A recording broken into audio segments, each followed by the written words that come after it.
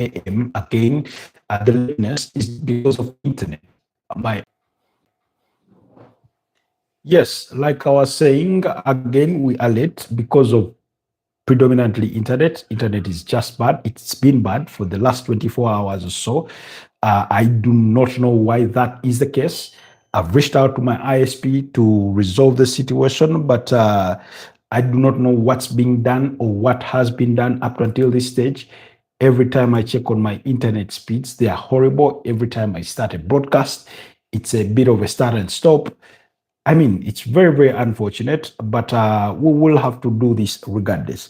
And I hope you do bear with me for the purposes of this particular broadcast until, because I intend to get on call with them as soon as I'm done here to see what it is that they are saying that is affecting their service to me particularly. I do not know whether it's a general problem, but it doesn't seem to be the case.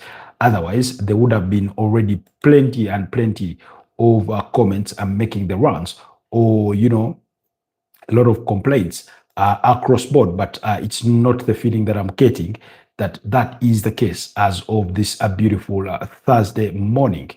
Anyways, I will be discussing who I think or who we think who will be more affected by the many injuries. Will it be Arsenal? Will it be Tottenham? Because of the upcoming North London derby, that game does get underway this weekend on Sunday at probably around 7:30 p.m. East African time. When Arsenal take on Tottenham Hotspur at the Emirates Stadium, a game that they've grown accustomed to winning in the recent couple of years or seasons. Of course, the spell of Ange Postecoglou inclusive, and it is what it is. But yeah, it's a pleasure to be back. Really, really a pleasure to be here. So we will look at that. We will look at that. And among other things, but particularly both sides have been rocked with so many injuries to the extent that you would think they are the most unfortunate sides that you will find in the Premier League at the moment when it comes to injuries. Obviously, for those of you that may have noticed, I'm donning my I'm donning my football tribe UG a shirt. Anyways, oh Jesus Christ, nothing will work today. All right. I was just having our audios tested to make sure, audio is clear. Last night, we did the broadcast without microphones, and that was not intended. It was an accident, purely an accident, but one that did not really, really affect much. Maybe for some of you, and you probably weren't hearing me as audibly as you would have loved, but at least there were no sound glitches in the wake of that. So yeah, that's what's happening. But like I said, my internet experience is so poor, so poor. And I hope we do not get interrupted for the purposes of this particular broadcast, that we can sail through it unscathed. So, in the aftermath of the international break, that's the November international break, we get back to club football for a period of almost 4 months. That's December, January, March. Combine that with the final 2 weeks of November to the first 2 weeks of March, and you have you have 4 solid months before we get to the next international break. So it's going to be club football through and through. It is going to be very crucial for whatever pursuits respective clubs have, because this next period of 4 months, is usually when we get to see who has the longer neck or who has the upper hand in what pursuit. Of course, it is not definitive by its own nature, but it does go a long way in telling us who will end up probably where at the end of the season. So that's the importance of this period, or the next 4 months, in as far as football is concerned. That's the importance of that. So clearly, it will be crucial, very, very, very crucial, to sort of understand what will get to understand who has what responsibilities during that period of time. But that will most obviously come at a later stage. But for now, let's look at the kinds of injuries that both Tottenham Hotspurs and Arsenal have. As we speak, Tottenham have more than 10 players out through injury, and many of them are midfielders. Arsenal, on the other side, have their fair share of injuries. Let's start with the list of Tottenham Hotspurs. Now, of course, the list has some doubtfuls and some hopefuls that could return. But let's start off with Dejan Kulusevski is out with a knee injury. James Maddison out with a knee injury, anterior cruciate ligament injury. Radu Dragisson out with a knee injury. That's a defender. Kota Taikai, that one is out with a foot injury. Yovis Bissouma suffered a knock. I do not know whether he will be back by now, but from the list that we have, until as we wait for Thomas Frank to update us on what is happening in his camp medically, he is still part of those injured. Dominic Solanke struggles with an ankle injury. That means they've missed the striker really. Lucas Bagville suffered that head injury, concussion. Could be back. We do not know, but chances are high he could be back. This one. Ben Davis out with a hamstring injury. Achai Gray out with a calf injury. Muhammad Kudus suffered a knock, while Rando Kolomwani has an injured jaw. Now, like I said, Rando Kolomwani, Muhammad Kudus, Lucas Bagville are some of the players, and maybe Yovis Bissouma are some of the players that could be on the verge of return. But for that, we do not know with absolute certainty. Now, I cannot stress the importance of a James Maddison in a team. He is a playmaker. He is a goal scorer. He makes things tick. He's a dead ball specialist. When it comes to free kick, corners, he has that good delivery in him, in his armor. He has that. Now, whereas he has that, the Tottenham Hotspurs have missed him for quite a chunk of time. You know, he's been absent through injury for quite some time. He did suffer that anterior cruciate ligament injury during preseason in their game against Newcastle. For those of you that care to remember, you know, almost got injured unprovoked, like literally. But so I think he is a huge miss for them, as is Dominic Solanke. We know that they've had to play Rando Kolomwani in that role, but he himself came with his injury struggles. He's picked himself up, but he's yet to get off the mark. Rickarson, a player that blows hot and cold, that has been his trademark all throughout his career. He's just very inconsistent. He can't promise you a good game. He can't give you a good game on a good day, but ask him to give you that game in, game out, and he has never delivered on that promise. So really, it's quite a huge miss for what Tottenham Hotspurs have in regards to their injury list. Then you look at Muhammad Kudus, one of the players with most assists so far this season, with 4 assists to his name. He's had a great start to his campaign or career with Tottenham Hotspurs, but like I've told you, that was hampered by this knock that he did suffer, and he's been out of action for the last couple of weeks. So it doesn't help. And I mean, we're talking about Tottenham's most influential players, and they do not get more influential than Dejan Kulusevski. We know when he's fit, he's one of the best players in that team, and they really missed him a great deal, by the way, a great deal. Then when you look at a player like Lucas Bagville, another very important player in as far as Tottenham's midfield is concerned, another huge miss. Yovis Bissouma, of course, he's fallen down the pecking order of the likes of Pape Matsa, the likes of the likes of Lucas Bagville, the likes of Rodrigo Bentancur, but he is still nonetheless a very good squad player to have in your armor. Now, speaking of Pape Matsa, he was withdrawn in one of their games during the international break through a feared injury. So add Pape Matsa to that list of injured players because we are still waiting to find out what the case will be with him and the extent of that case. Is it just a knock that it was precautionary to have him withdrawn and not risk him for the subsequent game? What is it about Pape Matsa that that we ought to worry about?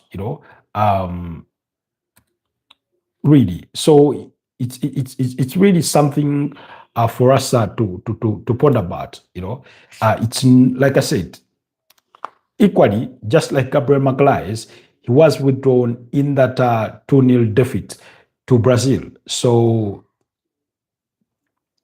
Gabriel Magalhaes suffered his injury in that game, and so was Pape Matsa. He was withdrawn off in that game. That's for the 23 Senegalese international. For those of you that have watched Tottenham this season, you'll know for a fact that he's been one of the mainstays in that team, usually played in a box-to-box kind of role, although predominantly you find him in the more advanced roles, depending on which opponent that they do face, but he does a good amount of running in the team and everything that you'd love a midfielder to do. Small body, big minds, big brains. Really, that's how I would describe him. Very, very good footballer. I do enjoy watching him play. He does pop up with goals as well. He knows how to find himself in the right places and strike that ball. So he does give you that. He does promise you a goal in a game. So that is that. So when it comes to the list of injuries, Tottenham, I think, have by far the longest list of injured players in the Premier League than any other team. And guess who is second to them? It's Arsenal with the longest list of injuries. And that's a worrying thing. That's a very, very concerning thing. And I mean, like I said, you ought to feel for these two sides why it's been so unfortunate for them to suffer all these kinds of injuries, to suffer all these kinds of injuries. So, and we know that injuries are part of football, and that you go into a campaign or a season knowing that at some point they're going to come. But when they keep coming at the rate at which they keep coming for both Arsenal and Tottenham Hotspurs, you ought to worry about them. You ought to worry for them. And I've said this before, and I'll repeat it. Regardless of how good a squad you have, and in terms of depth, in terms of quality, if you do not have it with luck, if you do not have the luck to survive injuries, you're going to be hampered. You're going to struggle. You're going to find it hard to compete in a season. It's just what it is. You look at that 2-2 draw between Arsenal and Sunderland, and they think to themselves, had they had all the players that were out through injury, maybe they go on to win that game.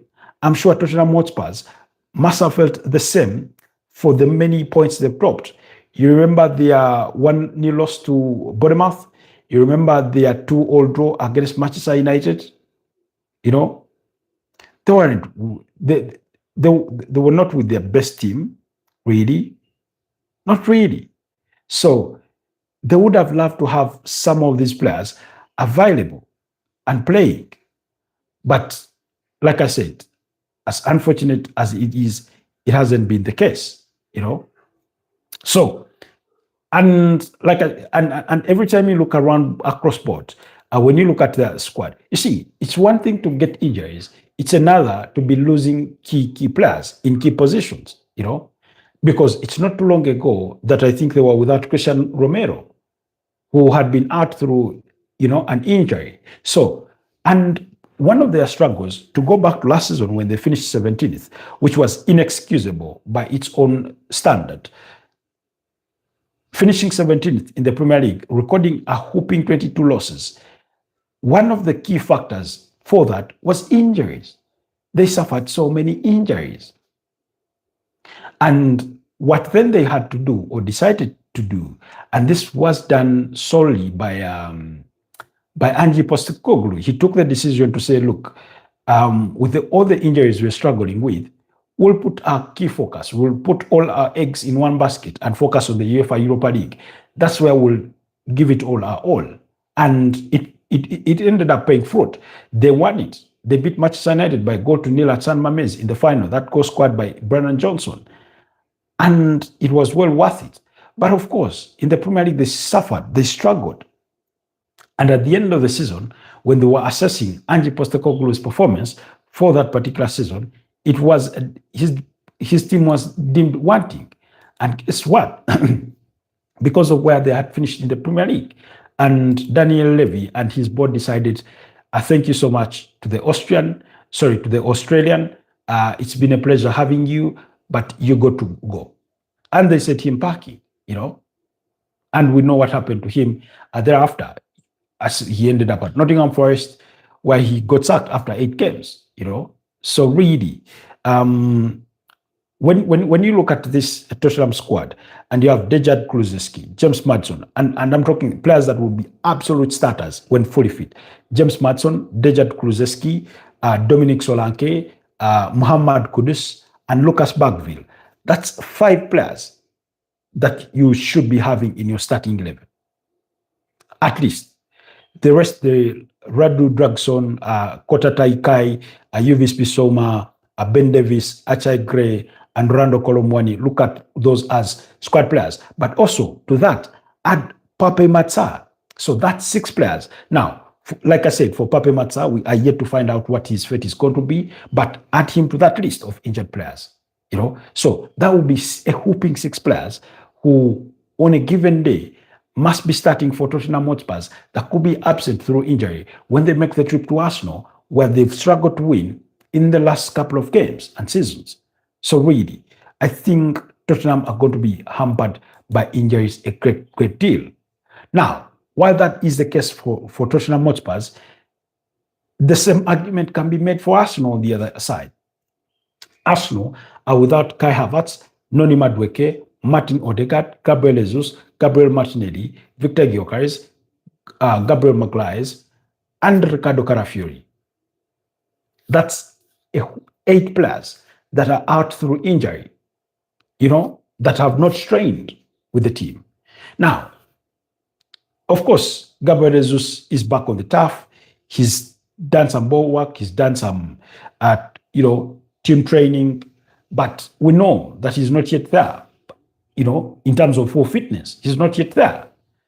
So if you're just joining us, kindly like the broadcast, but also consider subscribing to the channel if you're new. Thank you so much. I'm joining you from Kampala, live from Kampala, Uganda. Robert Kesakos is my name, and it's a pleasure to have you on. So when you look at that list of 8 players, now, you remember the case I've just made for Tottenham Hotspurs, that out of their 10, 11 players that they have out injured, 6 of them would be starters. The same goes for Arsenal. These 8 players would literally be starters in that team, or are starters in that team if they are fully fit. And how? For example, because Gabriel Magalhaes, that is without question, he suffered his muscular injury in that 2-0 victory for Brazil over Senegal in the international friendly that was played at the Emirates Stadium, So you had that. Ricardo Carafiori, we know he's been a mainstay in that team. Of course, they said it was precautionary. He did not feature for Italy, even though he went away with them for international duty. He's back already at Arsenal and will be assessed. The expectation is that he will be available for selection over the weekend. But again, like I said, we are waiting. That is the expectation. But we do not know with absolute certainty until we hear from Mikel Arteta, perhaps tomorrow afternoon, in regards to his availability and whether he has trained. Because sometimes they'll tell you that, player ABC is maybe available for selection, but has not trained with the team. and we are waiting for the last training session to see if we'll be part of it. We are waiting for the doctors to give them the green light. We've had that on numerous occasions. So that's two. Victor Gyökeres has been the mainstay in that Arsenal starting 11 until he got injured. You remember he missed the game against Sunderland, he missed the game against Slavia Praha in the UEFA Champions League, and is a doubt for this weekend's game against Tottenham Hotspurs, another starter. So that's three. Gabriel Martinelli at the left wing. He's as good as a starter. He has been a starter for many, many seasons for Arsenal in that role. Gabriel Jesus. Now, of course, he's fallen behind the pecking order in the presence of Victor Gyökeres, but before Victor Gyökeres, Kai Havertz, So you could say that is a squad player. Martin Odegaard is the captain of the team. Need I have to say more about him? No, really. He's a mainstay in that team as their playmaker, as the dictator of the tempo of their game. Whether he gets it right or not, he is that guy that they have in that team. So you can see that out of those 6 players, we've only put Gabriel Jesus to the sidelines. Noni Madueke, at the start of this very season, he was one of the players that was being read at least first on that team sheet. Guess what? Quick enough within the start of the season, Bukayo Saka had suffered an injury and he missed, I think, about 3 games. And guess who was in that role? It was Noni Madueke. He's played right wing, he's played left wing, although I think he's sharper when he plays off the right wing, given that he's left-footed. Kai Havertz. Last season is top scorer for Arsenal with 9 goals. Again, need I say more? Because whether you're going to play him as a starter in the striking role or you're going to find a slot for him in midfield, he is one of Arsenal starters. So, again, that's at least 6 out of 8 players, or almost 7, that you could say will be starters for this Arsenal side if they are fully fit and they are out through injury. So, now, given the kind of squad depth, given the kind of quality that lays within at the respective squads, who are the many injuries affecting the most? I think it's safe to say it will be Tottenham Hotspurs, because whereas they have the squad depth, the quality within that squad is sort of second to what Arsenal have in comparison of the two teams. You'd say Arsenal have the better squad in terms of quality. When it comes to depth, they could match each other in terms of the numbers. But when it comes to the quality, that in the absence of this one, who do you play there? I think that Arsenal have it better, and the injuries will affect Tottenham Hotspurs more. Of course, their hope will be that Christian Romero, Mickey van der Ven, Pedro Porro, and George Space or Dejad Space or Destiny Udogi, whoever they choose to complete that back four, would be fully fit. And the midfield, that's when we will see Rodrigo Bentancur. I do not know alongside whom he will be filled up with because of these many injuries. We are waiting to see the kind of partnership he will be given. Brennan Johnson in that team, Rickarlson, Matthias Tel, and who else? We're just waiting to see how Thomas Frank will assemble his side. We know how they will play at the Emirates Stadium. They'll sit back, they'll look to catch Arsenal on the counter, they'll look to leverage on set pieces. It's a game away from home, but its importance nonetheless is as big as a derby comes. I think this is the biggest derby present day that there is in English football. I know there's Man United, there's Man United versus Liverpool, but I think given how Man United had fallen off in recent years, I think the steam out the steam had started to boil out of that one. When you look at the Manchester derby, it's no longer as fierce as it was when Jose Mourinho was around, when Sir Alex Ferguson was around. It's no longer that sort of derby. It no longer gives you those vibes. It's still a derby nonetheless, you know. When you look at the Merseyside derby, it's a huge derby, very, very big one. But you could say that in the absence of Jurgen Klopp and Liverpool's dominance of that derby, it sort of lost an element of itself. Yes, last season we had it as dramatic as you'd want it, with James Tarkowski's late equalizer in that 2-2 draw for the final game at Goodison Park, for the final Merseyside derby at Goodison Park. But when you look at it in the overall context of things, there's an element of it that has sort of died down or fallen off. I can't put my finger quite on it specifically, but you sort of feel it, you know. So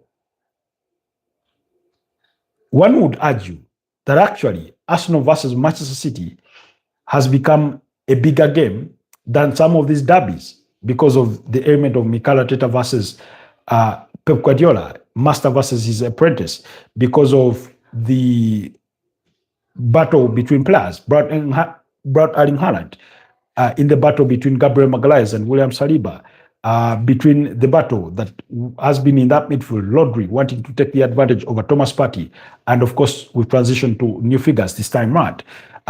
The mockery of Brad Erling Haaland, of Miles Lewis Kelly, and he goes on to score against them in Arsenal's 5-1 victory last season at the Emirates Stadium.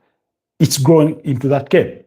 So, back to the point, I think Arsenal versus Tottenham Hotspur is as big as a tie that comes in as far as derby score in London. We know these teams are just a few kilometers apart, you know, in terms of their stadiums. So that's what makes the game really, really big.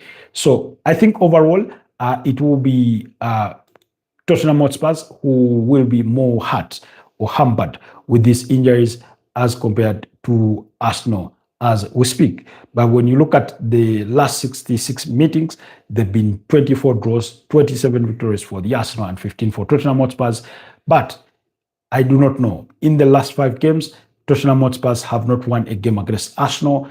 They've only had one draw. That was a 2-2 draw. When you go back to the 2023-2024 campaign, that draw came at the Emirates Stadium in a 2-2 draw. Very daunting. You remember Arsenal drew a couple of games, including the one against Fulham at the same stadium, but they've gone away to Tottenham Hotspurs, have beaten them by 2-0 last season, but one particularly, you remember that same season, 2024, they went away to Tottenham Hotspurs and won that game by 3-2. Kai Havertz scoring a brace in that one. Last season, Gabriel Magalhaes scored a 1-0, scored the only goal that turned out to be the match winner at the Tottenham Hotspur Stadium. And he's going to, that's why he's going to be a huge miss for me in that game. For that derby, he's been one of those guys that threatens to create moments, to create an impact on this game, you know. So that game in the that goal came in the 64th minute of that game. Then you look back against still to last season at the Emirates Stadium, Arsenal won the tie by 2-1. An own goal by Dominic Solanke and a 44th minute goal by Leandro Trossard were enough to cancel out Son Heung-min's goal. That had come in the 24th minute.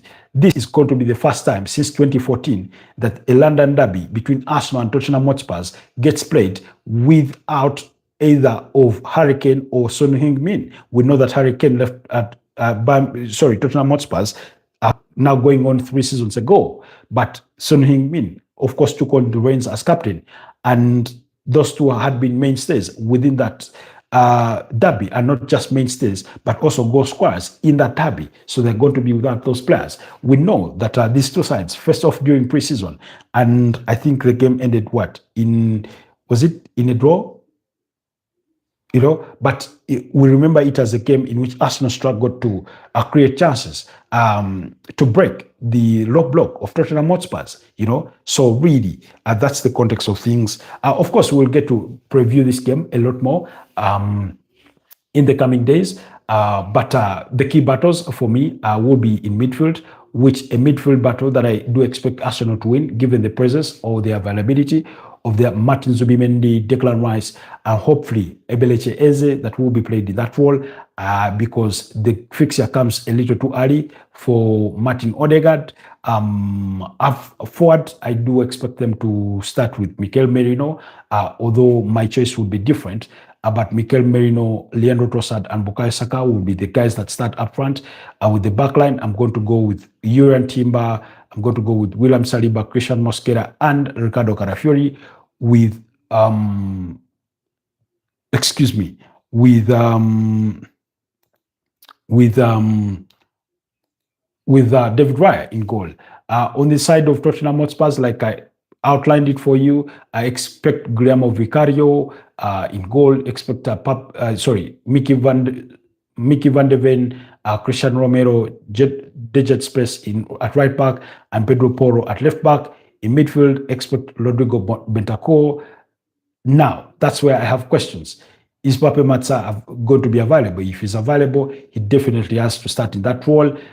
Lucas Bagville could be back, so he could be floated in there. There's another youngster that got to be brought on when Lucas Bagville suffered that head injury, so he could be the one that gets in that role in midfield. Then ahead of them or up front is Rickerson, Brennan Johnson, and perhaps Matthias Telles or Randall Colomwani if he recovers from that job quite early enough or quickly enough.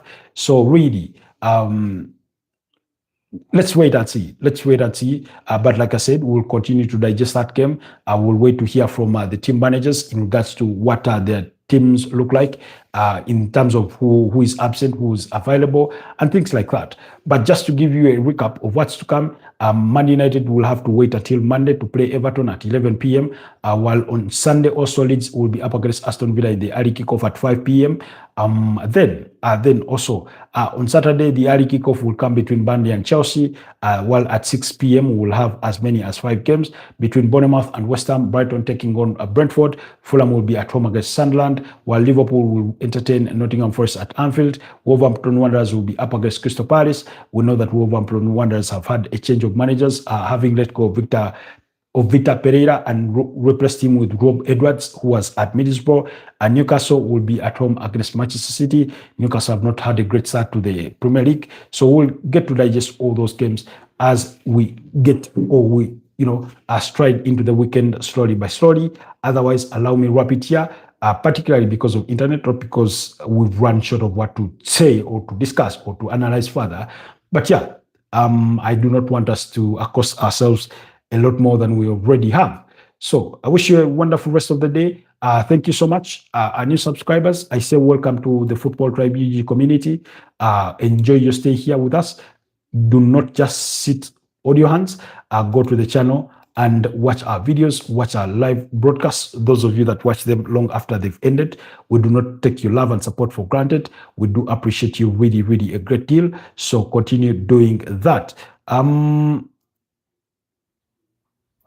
So continue doing that.